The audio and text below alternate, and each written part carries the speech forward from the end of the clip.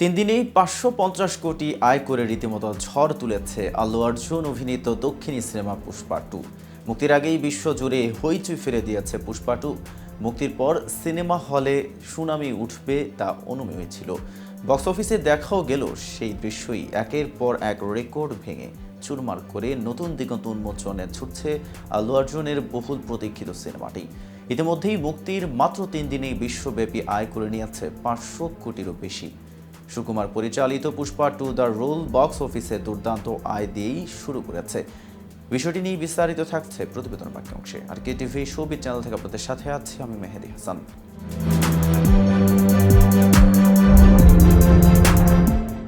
বাণিজ্য website শেকনেলকের report অনুসারে ভারতে প্রিমিয়ারের দিন 10.65 কোটি রুপি আয় করেছিল সিনেমাটি। এরপর মুক্তির প্রথম দিন বৃহস্পতিবার সিনেমাটি আয় করে 164 কোটি রুপি। দ্বিতীয় দিন শুক্রবার 93.8 কোটি রুপি আয় তুলে নেয়। তৃতীয় দিন শনিবার আয় করে 115.58 কোটি রুপি, যার ফলে 3 দিনে ভারতে সিনেমাটির আয় 383 কোটি রুপি। 3 দিনে বিশ্বব্যাপী আয় করে নিয়েছে 550 কোটি রুপি।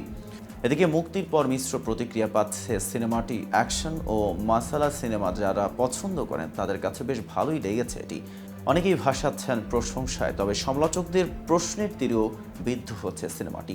অনেকের মতে প্রত্যাশা পূরণ করতে সক্ষম হয়নি পুষ্পা 2। গল্পের দম নেই বলেই মনে করছেন অনেকেই। প্রথম কিস্তির মতো বৈচিত্র্য নেই চিত্রনাট্যে, তবে অভিনয়ের জন্য প্রশংসা পাচ্ছেন আল্লু অর্জুন।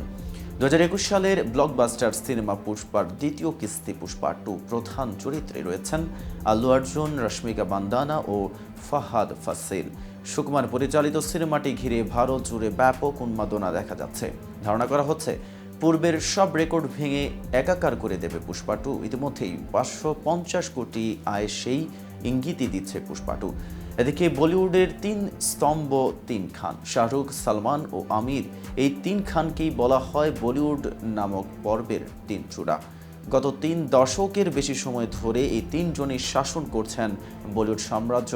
প্রথমজন বাদশাহ, দ্বিতীয়জন ভাইজান আর তৃতীয়জন মিস্টার পারফেকশনিস্ট তকমা কুড়িয়েছেন সিনেমা প্রেমীদের কাছ থেকে।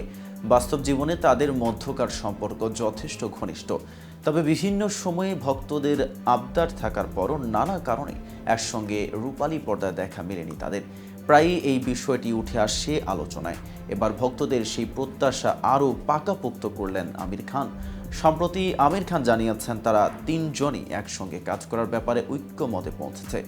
অপেক্ষা চলছে কেবল জুৎসই একটা সিনেমা নাট্যের। তেমন কোনো গল্প পেলেই একসঙ্গে কাজ করবেন তারা।